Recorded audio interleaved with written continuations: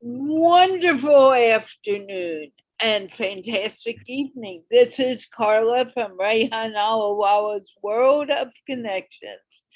And today I have the honor of speaking with Rani Wemel. I hope I'm saying her name correctly.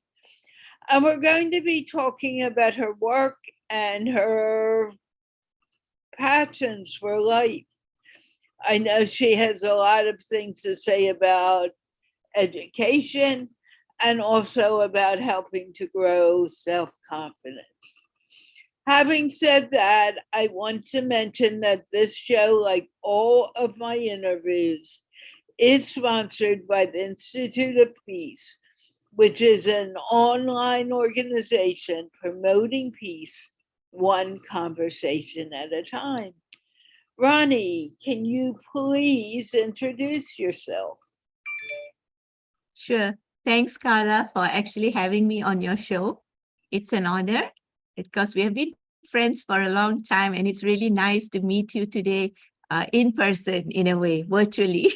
So, I used to teach law previously, and in the year 2000, I had actually resigned to spend more time with my children because I felt that I should be there when they need me, because when they grow big, they'll have their own lives and I can do whatever I want at that time. But as I was spending more time with them, but when they went off to school and I finished the housework, I always had extra time on my hands, and education also was very close to my heart. It's always close to my heart. And during the black and white Nokia, I used to just play and try to create English lessons over the SMS platform, and I tested it with a few friends and they found it useful. And I said, maybe I should launch a service. So I prepared lessons. We did the 160 characters of SMS, and I launched the first dual language where I use our local language here in Malaysia. It's called Bahasa Malaysia or Malay, and to use that to teach English language. So basic had both languages. Intermediate has less of our local language and more of English. And the advanced level was all English. So I had a different diversity of participants, and I used to charge them about USD 2.5. In Malaysia, it's like 10 ringgits. And so from there, I started it from my dining table, and it grew. And a lot of people actually subscribed to this service. And it really made me very happy because like I reached out to people even in like factories, and you pick up the English language. And as time went by and as technology evolved, I actually started to curate quality learning sites to add it as a value add for people who actually subscribe to the SMS platform. And that's when I started to become more interested in curating content. And then I launched a service called My Mobile University, which I offered it free to the world. And about 60 different countries, I had people who actually subscribed to the service, and the content there was purely to help them upskill themselves so that they can move on in life.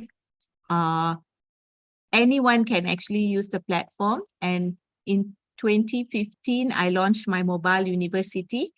But in 2017, I had to actually pivot the model. I could not give it free because there were lots of costs, as I was invited to UK and India and so many places to speak, and there was lots of expenditure as well. So we maintained the free model to actually help less privileged and less fortunate people, but we offered it to everybody else at a very nominal sum, which is like just 25 cents US a day, for them to actually help us bear the cost. And so now I have like impact projects, and then I have proper services for companies to help upskill their workforce. And I have many different platforms. Like for children, I have like STEM career, because STEM education is very important. So from preschool, primary to high school, they use my STEM education platform. Then I have Edu4U, which is actually for youths, university students, working adults, unemployed, senior citizens, because everybody have to upskill if they want to remain relevant and competitive in today's world. Then I have another platform, which is actually called my UniCloud, where if somebody had their own content, they can actually use the platform to become their own learning platform or virtual academy and reach out to the world instead of like having to see face to face. Now they can actually train everybody virtually using that platform. Then I have one that is for people who want to pick up all these IR4, Industry 4.0 content like artificial intelligence, big data, 3D printing, cybersecurity. So all those is in another platform that I have. And of course, my English language from SMS has also evolved to become a web. So it's called My Mobile English. So these are the several platforms that I have for the world. My vision is always to make learning accessible and affordable. My impact projects over time has actually covered helping people with special needs, helping refugees, helping women, helping youth. And my latest impact project that is going on right now since last year is to help unemployed Malaysians, because with the pandemic, we had close to about 800,000 unemployed in Malaysia alone. And giving food was not a solution as far as we were concerned, because we did help with distribution of food, but we felt that helping them get back on their feet was more important. So I launched an impact project called GetEmployed.today as part of our CSR project. And we had a lot of people who actually supported the initiative. So I'm going to launch my third cohort on 10th of August. So far, we have completed 2 cohorts and helped about 30 people get back on their feet. So we are very proud of that. So that is my latest impact project, actually. So that's a little bit about what I do and how I impact lives globally. Okay, let's go back a little way. You said something about SMS. Were you doing text messaging in English, or what were you Yes. doing when you first started? Okay, so I created short lessons. So assuming the word was fair, so in our local language is cerah. So so I will give them the meaning of the word fair. Then I'll teach them how to pronounce the word. I'll break up the syllable, and then I'll give a sample sentence for them. And I will ask them to write it down, to repeat it. And then the next day, when the next word comes, they do the same thing. So they not only view it, they will say it, they will hear it, and then they practice it. Do you still do that? No, now I've already moved on. So we do it over WhatsApp. And then we have our web platform to support that as well. Okay, now, have you done any physical teaching, or has everything been virtual? Virtual. My physical teaching was during when I was teaching law previously. You were teaching law? Are you a lawyer also? Yes, I didn't practice. I didn't do my CLP, so I just taught after my LLB. So you never acted as a lawyer, or that you are board certified, or are you not? Yeah, no, I didn't take the certificate in legal practice, but I completed my University of London LLB.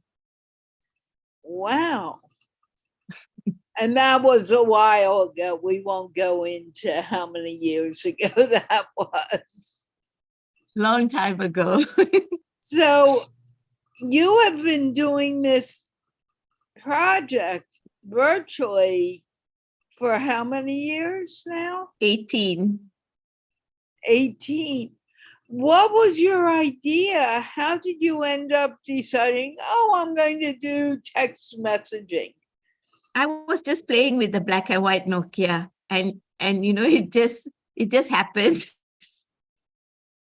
Wow. Yeah. And how many years did you do just SMS? From 2004 right up to maybe 2010, And 2010. how, okay. And were you married during this time, or was this before you were married? Married with children. How many? So since I resigned teaching to spend more time with them, so when I started my SMS Me English, I also dedicated time to them to help me with my work as the business grew. So my son used to help me with sending out the SMSs. My daughter used to help me with designing the brochures. And how old are they? Were they At that time, my son was about 5 and my daughter was about 11. And how did how did your son send out the SMS message? I taught him what to do. So did you do homeschooling? No, when they come back. So you taught them how to text message. Yes. And he started that when he was 5 and he knew how to read and write at that point. Yeah. He was already going to kindergarten at that time. Oh my gosh. Yeah, because they have to be with me. I resigned to spend more time, right? So I said, now that I'm doing this, you have to help me. Otherwise, it beats the purpose. So how many hours they do their homework? How long that? Yeah. And how many hours would they work on your project? Just 1 hour a day, because it's all in the computer and they just have to put in the phone numbers of people who subscribe and then it's automated. Oh my gosh. Yeah. Now your daughter, who's older, what did she design brochures? Yeah. Does she still do that for you? No, now they're all big and they're all working. So, but they help me whenever I need any help, but they're all leading their own lives now. So what kind of brochures? You mean little advertisements, or are you actually talking about a brochure? Yeah, brochures, my name cards. So they just design it for me, then I'll get it done on the printer and I'll circulate it. Wow, that's really fascinating. And you did this for how many years with them? With them, like 12. My daughter was about almost 8 years. Then she went off to university. But even in universities, whenever I needed anything, she'll always oblige and she will do it for me and she'll send it through email. Because then she went off to Australia. Then my son was here. He's always doing the tech part for me because he likes technology very much. And what does he do now? Is your daughter married now? No, not married yet. And how old is she, if you don't mind my asking? She's about 30. Wow. Yeah. Do they both like technology, or? Yes. In fact, I have 3 because after that I had my 3rd son. So, but they're all big. And so now it's me and my team. Now, how did you develop your team? Over time. And how many people do you have on your team now? About 10. And they do all these different things. Someone sends them out. Yeah. You get a lot of people calling and asking, hey, I want to do this business with you. Or yeah. Yes, I have resellers. Yeah. But now it's more, people are more ready for digital learning. prior to the pandemic, they were not ready. So it was quite a tough time during the pandemic. But just after pandemic, right now, things seems to be opening up. So God willing, everything is on track. How fascinating. I didn't realize all of this. So you sort of have your own school. And not a physical school. We have office. Yeah. All is via the nets, virtual. Well, that's what I do. Everything is virtual. Yeah. But that's really cool. Now, Thank you. So your first step was this SMS messaging. What was your second step? Second step. Going back and going through it all. Yeah, it was a lot on helping to create awareness to people, because not everybody, although it was only like 250 US a day, a month, but not many people were ready to subscribe because they rather pay for ringtones and wallpaper and games. And it can even cost up USD 5, but for learning, people were just not ready. So I used to have a lot of conferences and also exhibitions where I actually helped to create awareness and telling people that mobile is beyond just voice and game. Mobile has a lot of opportunities for you to grow. So you should look at it as helping you to become better rather than just spending it on entertainment. It should be used for edutainment. Yeah, you sound like Rehan now. Rehan,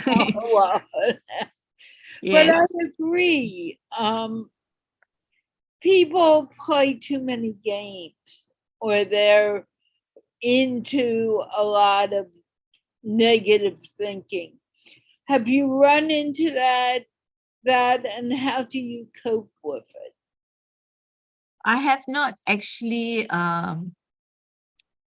personally encountered it, but I have friends who have told me about how games can get addicting.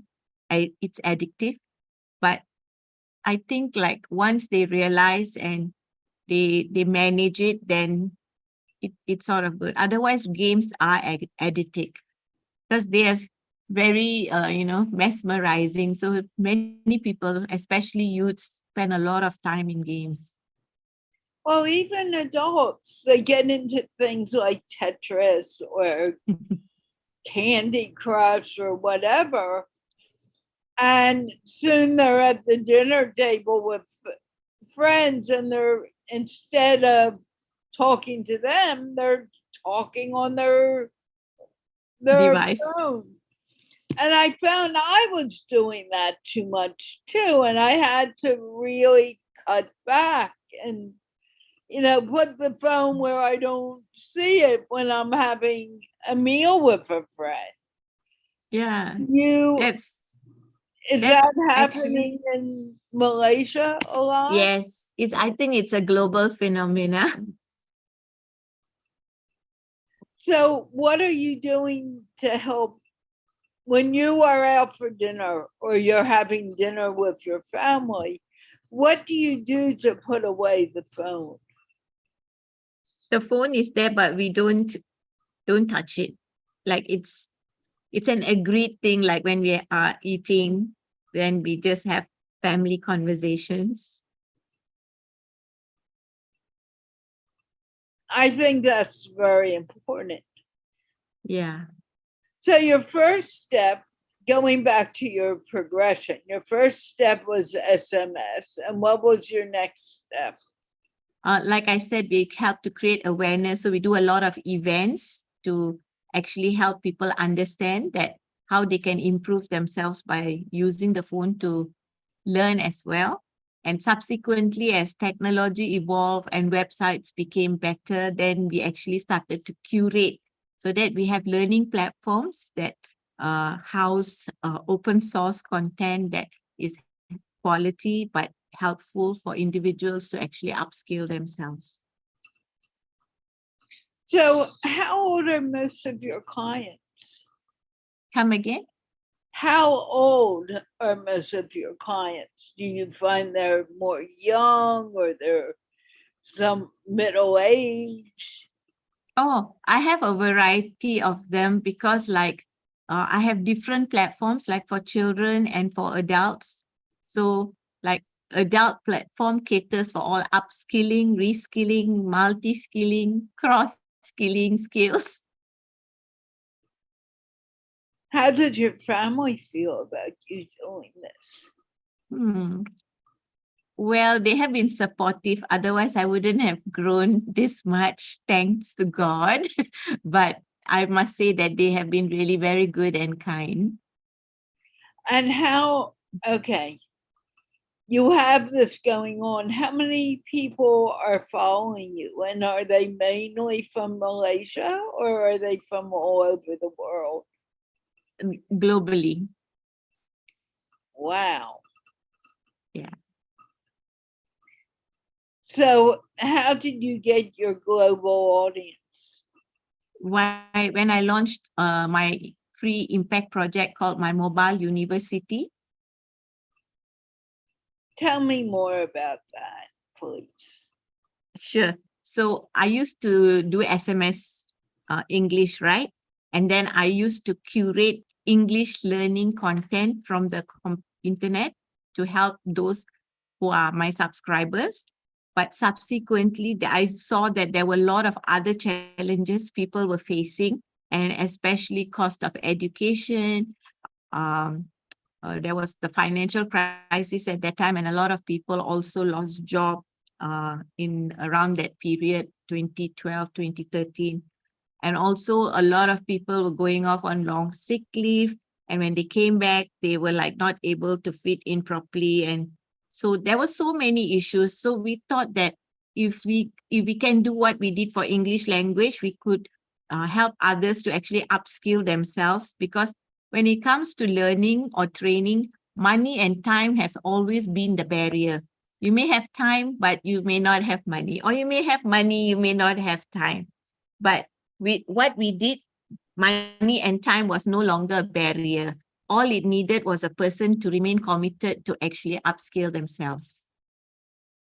So, in other words, did you have live shows or were they mainly pre-recorded and uploaded for people to see? No, it was not me teaching. I actually curated websites that were already prepared by other people, like whether it's leadership or whether it's digital skills or whether it's hospitality. So you can name it, like whichever career. I would find them already, the course content or the videos or the ebooks, and I would have it put into the platform so they could go in and they could just pick up the skills that they needed and move on with life. I'm fascinated. Thank Now, you. I know that you are a friend of Rehan's. How did he find you, or how did you find him? Because definitely goes with everything he does. Yeah, actually, I met him because we had a mutual friend on Facebook, and then we met in Singapore during Communication in person. So Rehan is more like a godson. He used to do a lot of telecommunication things when he met me. And subsequently, he saw what I was doing and he liked what I was doing as well. And then he went on. He's very creative, very innovative. Every time he has tons of ideas to help people. So he started also education. He started after that, and also many, many other things. Every time he has a spark, he just puts it out there and see who can benefit from it. I'm very aware of that one. Yeah, that's one thing, that he's very genuine in his heart to help people. Yeah. He's a very good person. Yeah. So you were already doing digital learning, And Yeah. I know that he attempted to connect us, and I think it was the time difference that kind of kept us from doing this before. Yeah. So, as far as making this very popular, obviously you have done that. How can, what is your current project and how is it growing? So my normal business that I do is actually to help companies to subscribe to my services, or educational institutions or associations. They actually subscribe to my service to help their members. So it works like that. But and if I'm going to talk about impact project, my current impact project is helping unemployed Malaysians. They don't have to pay anything, but they have to be committed. They have to have a desire to succeed, and they can participate in the program. Absolutely amazing. And how many people in Malaysia are taking advantage of it now? Well, my third cohort is due to start on 10th of August. So I'm looking forward to see how many people are going to join me. But so far I've finished, we have actually helped 30 plus unemployed Malaysians. 50 plus? 30. 30? Well, even 30. Where did they come from? Are they all from where you live? Nationwide. No, it's nationwide. Everything is conducted online. So they go through a 2 to 6 weeks of actually picking up the skill sets from my platform.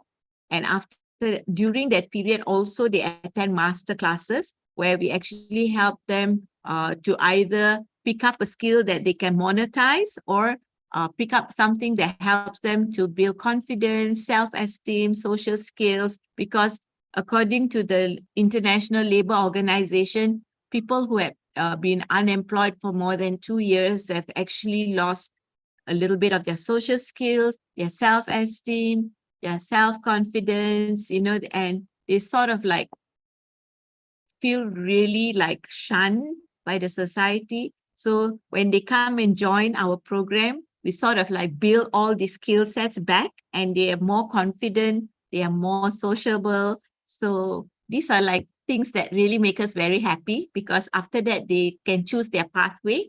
They can either choose to get employed, then we actually link them to people who employers or government agencies that support us to lead them to companies that are employing, even headhunters.